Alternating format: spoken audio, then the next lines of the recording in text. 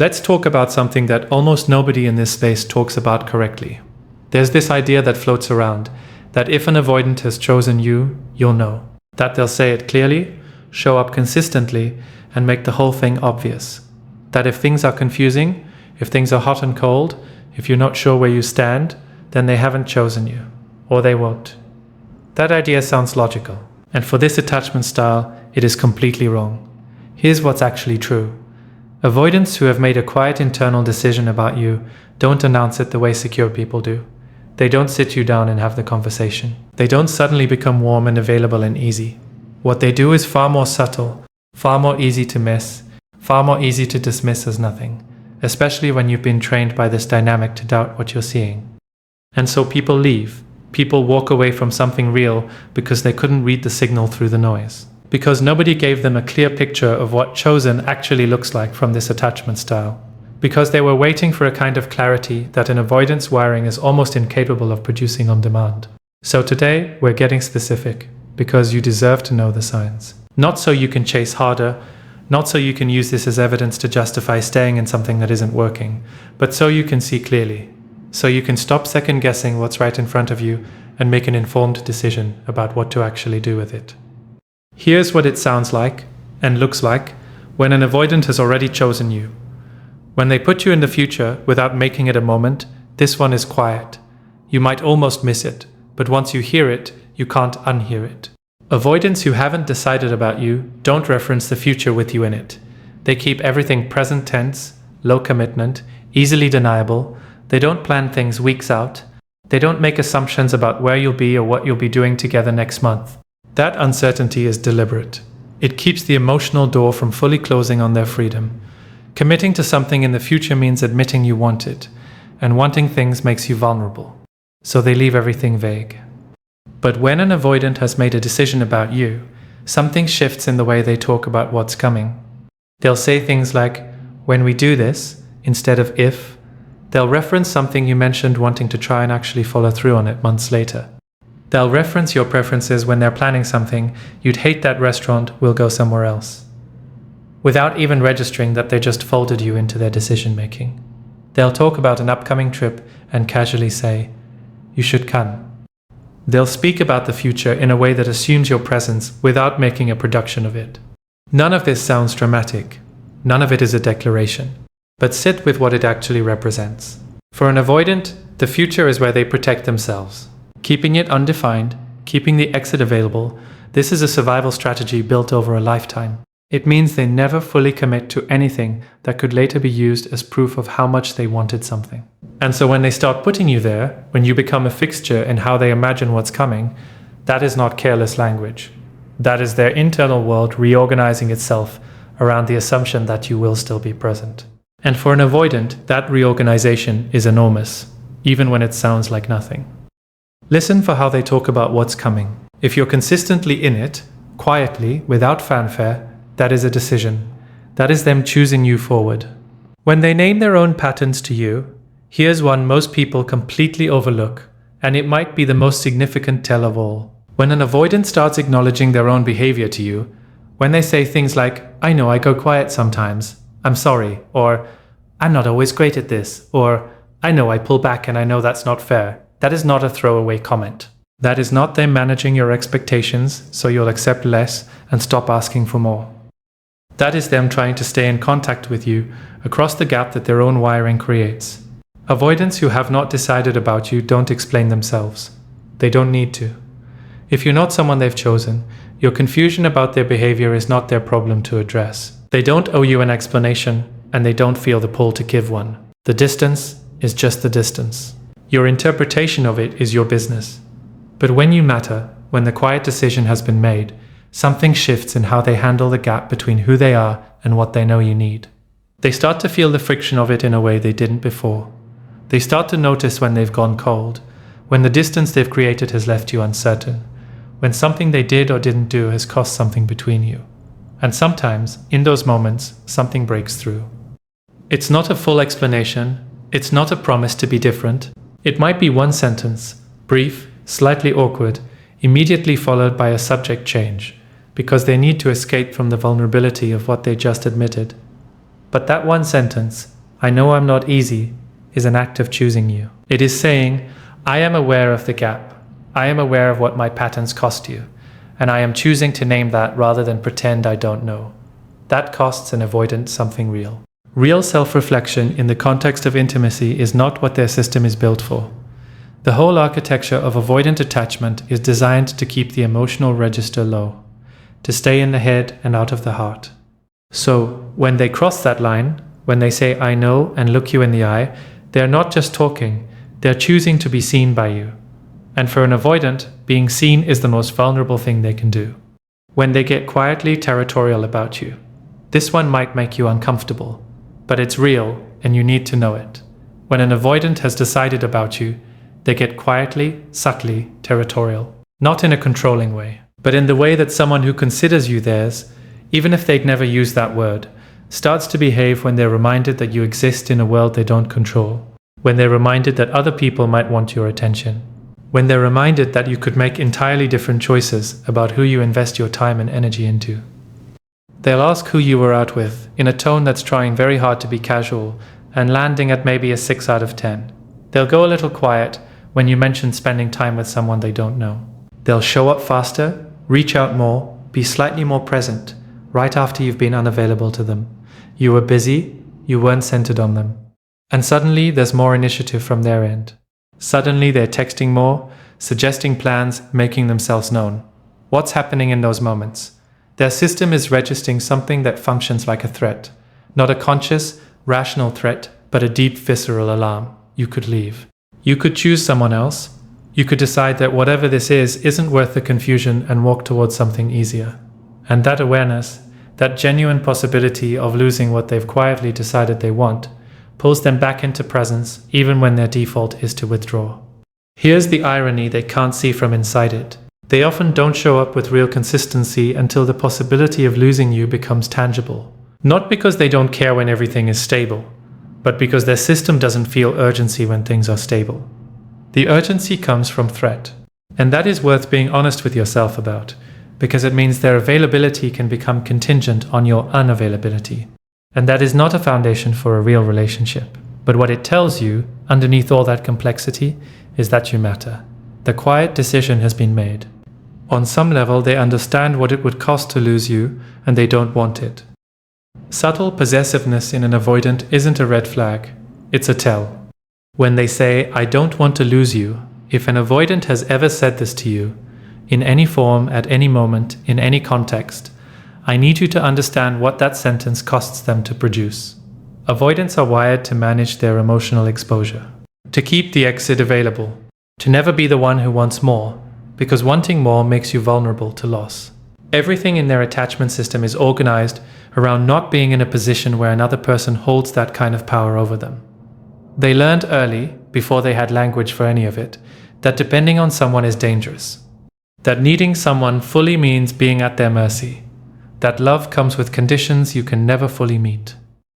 So when they say, I don't want to lose you, even if it comes out sideways, even if it surfaces in the middle of a fight, even if it sounds more like a confession than a statement, even if they immediately change the subject because they need to escape from what they just admitted, they have just handed you something enormous.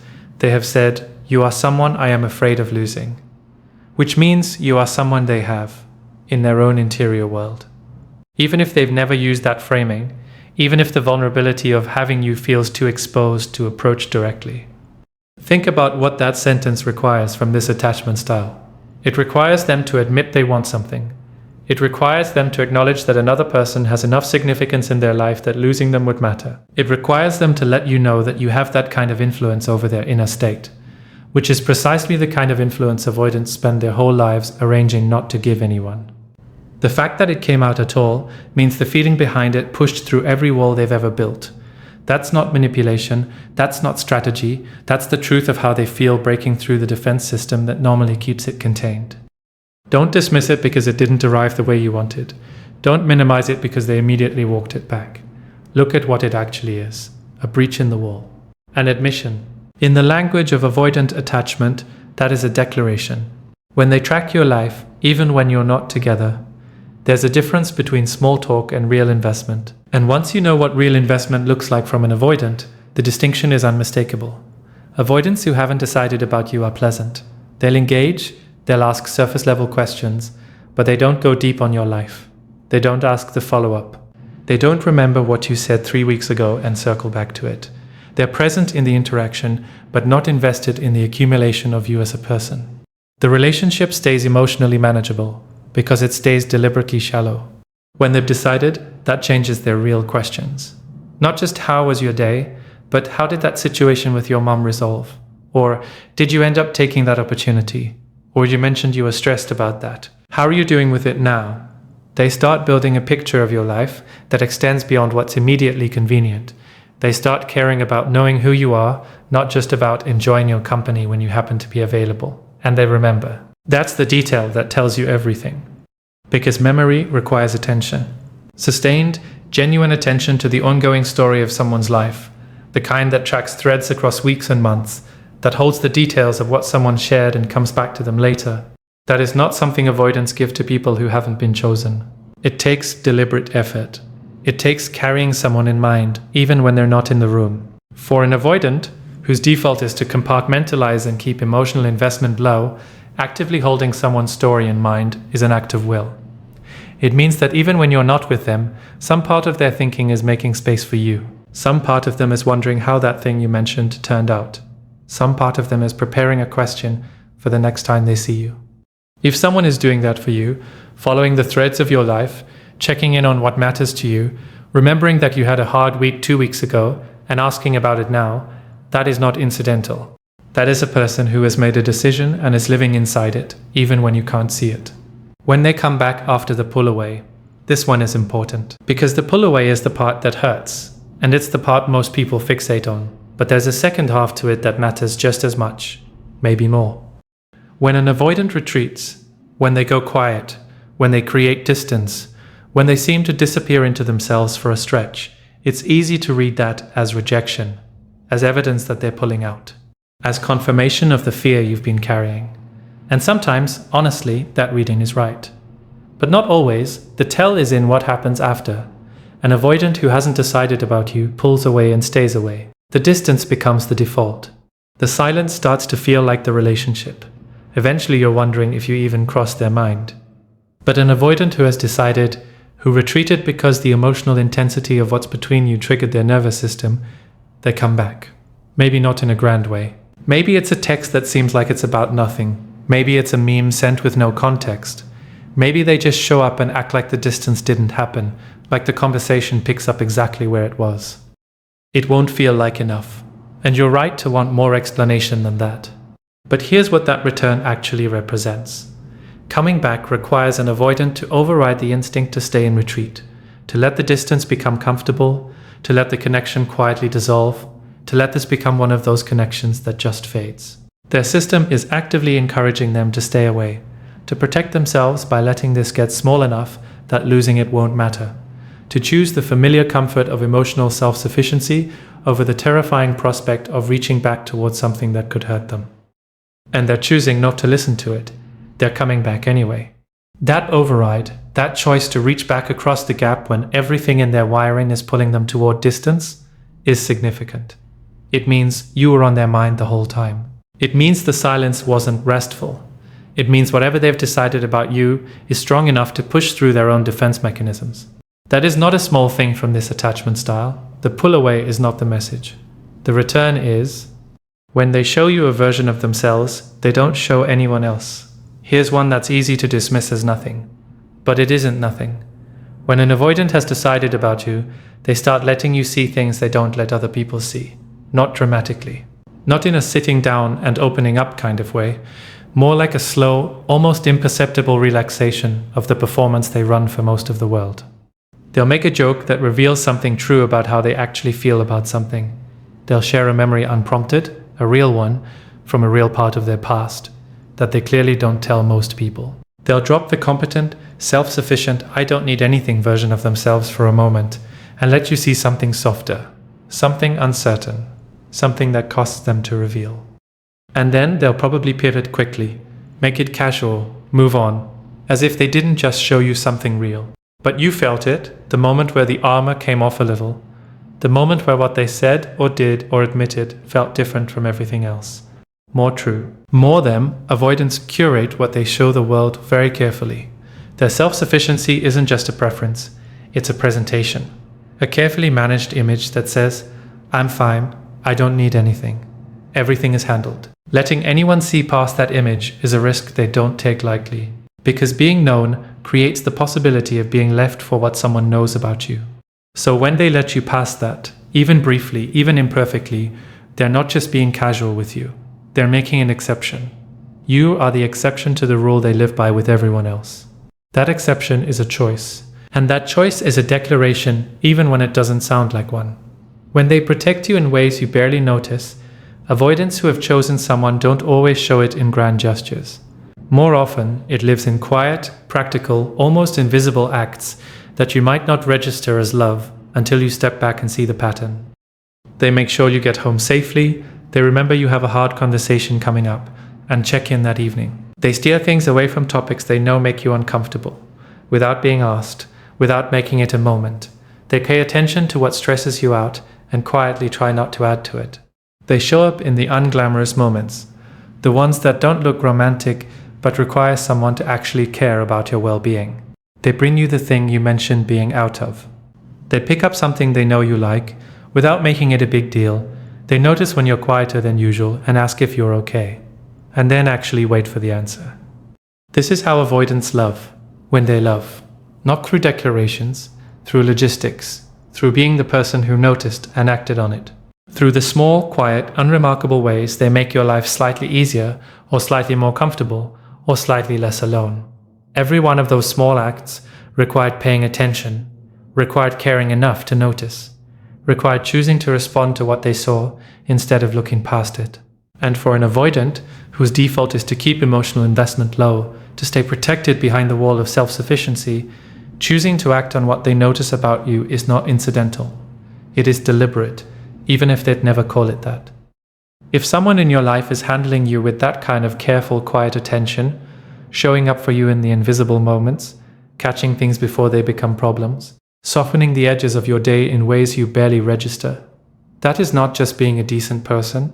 That is someone who has been watching you closely enough, long enough to know what you need, and who cares enough to do something about it. That is a person who has made a decision and is living inside it, even if they haven't said a word. When they defend you, even when you're not there, this one you might hear about secondhand, or you might piece it together from small moments. But pay attention to it, because it says something significant. When an avoidant has chosen you, they defend you when you're not in the room. Not in a dramatic way, but in the way that someone who considers you part of their world corrects the record when someone else gets you wrong. They push back when a friend says something dismissive about you. They say something when someone doesn't give you credit where it's due. They speak about you, when you come up, in a way that makes it clear you matter to them, even when there's no audience to perform for. This is different from just being a decent person. Decent people can be neutral about people they don't particularly care about. What you're looking for is someone who takes it slightly personally when you're underestimated, who feels a quiet protectiveness toward you that shows up in how they talk about you when you're not there. Because here's the thing about avoidance. They are masters of keeping their emotional hand close to their chest. They don't volunteer how they feel about things. They don't give people information about their inner life that could later be used as leverage. So if they're speaking about you in ways that reveal how much you matter, even in small moments, even in passing, that is information they've chosen to give. And they don't do that for people who haven't been decided on. How they talk about you when you're not there is who you are to them when there's no one to perform for. What you actually do with this information. Now we get to the part that matters. Because recognizing these signs is only useful if you do something intelligent with what you're seeing. This is not a checklist to use to convince yourself to stay in something that isn't working. This is not a collection of evidence to hold on to while you wait indefinitely for someone to become what you need. Knowing that an avoidant has chosen you internally does not mean you have to accept whatever their current capacity can produce externally. It does not mean the situation is fine. It does not mean your needs should be set aside in favor of their timeline. The question isn't just, have they chosen me? The question is, has what they can currently give translated into something I can actually receive and live inside? Is the gap between their internal decision and their external behavior narrowing over time, or is it staying the same? Is this getting more real, or is it getting more confusing with each month that passes? Because a decision made in someone's interior world is not a relationship. It is a seed. And seeds require tending. Both people doing their part, both people showing up in ways the other can feel. Some avoidants close the gap. Some of them, when they have genuinely decided about someone, push through the fear. They go to therapy, they do the uncomfortable internal work. They become, over time, more capable of translating what they feel into something you can actually receive, more able to let you in without the constant retreat. Slowly, imperfectly, in real time. But that doesn't happen because you read the signs correctly and stayed. It happens because they choose to grow, on their own. Because something in them decides that the cost of staying defended is too high, that you are worth the discomfort of becoming someone who can actually show up. Until that happens, if it happens, you are not required to survive on what their current capacity can produce. You are not required to keep living in the gap. You are allowed to need both the feeling and the follow-through, both the quiet internal choice and its visible, consistent daily expression. You are allowed to name that, and if they can't meet you there, you are allowed to make your own choice. To take what you now understand about your value to them and use it not to stay, but to go forward with the knowledge that you are someone worth choosing, that the problem was never you, and carry that into whatever comes next. One more thing before you go. Let me say something directly to everyone who recognized themselves in what I just described. You know, on some level, underneath all the confusion and the hurt and the not knowing, some part of you already knows they've chosen you. You've felt it in those small moments, the return after the pull away, the way they tracked the details of your life, the way they said, "I don't want to lose you," even when they didn't mean to say it. And you're right, something real is there. But being someone's quiet, private choice is not the same as being someone's active, visible, daily choice. And you deserve both. You deserve someone who not only feels it on the inside, but figures out how to make it land on the outside.